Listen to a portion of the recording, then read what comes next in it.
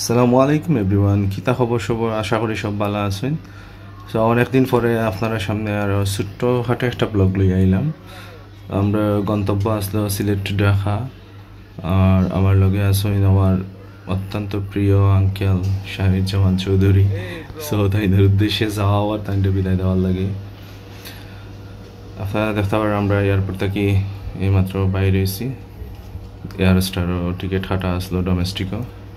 তো ভাবলাম যে দৃশ্যটা আপনারা দেখাই।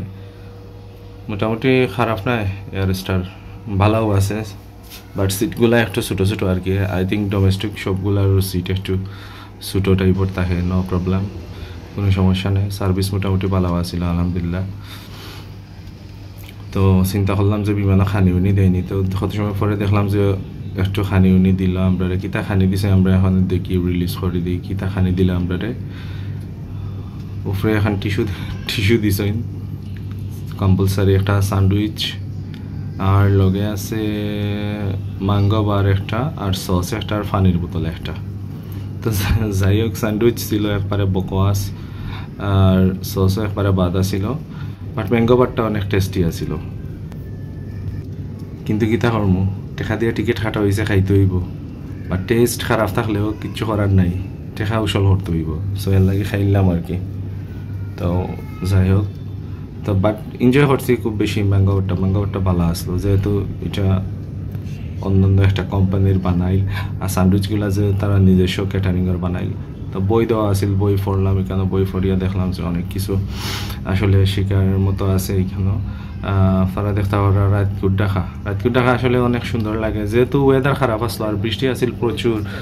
এর কারণে আসলে ক্লিয়ারলি আমি পুরা ক্যাপচার করতাম পারছি না। তো যাই হোক, আমরা আইয়া নামলাম এয়ারপোর্টে। নামার পরে এয়ারস্টারও নিজস্ব বাস আইল, নিজস্ব বাস আই আমরা পিক আপ করলো ওখান থেকে এয়ারপোর্টের ভিতর পর্যন্ত।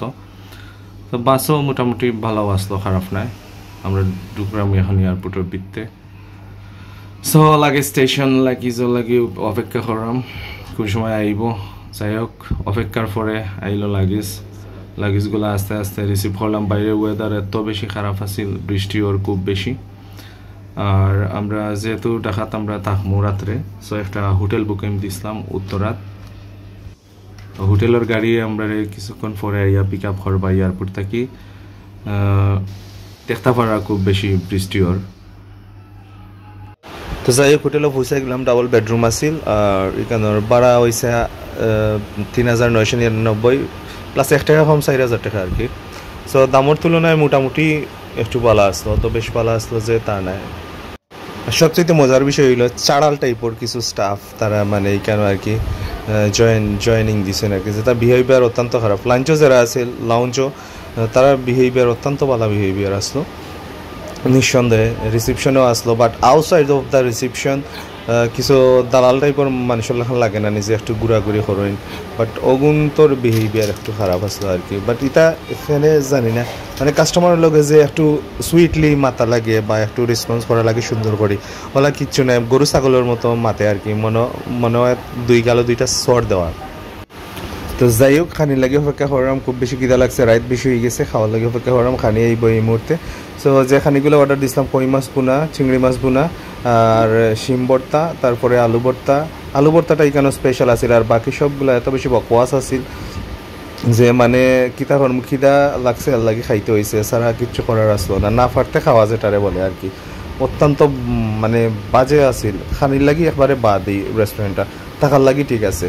বাট আপনারা রিকমেন্ড করবো, আপনারা সিলেটি যারা আছেন, হোটেল হলিডে এক্সপ্রেসও না ওটার লাগে আর কি। সো আপনি কিতা হইতাম 100-এর মাঝে 35% বালা পাইবা, বাকি আপনার বালা লাগতো না, বুঝছেন নি? সো অ্যাভয়েড করবা এটারে সবে।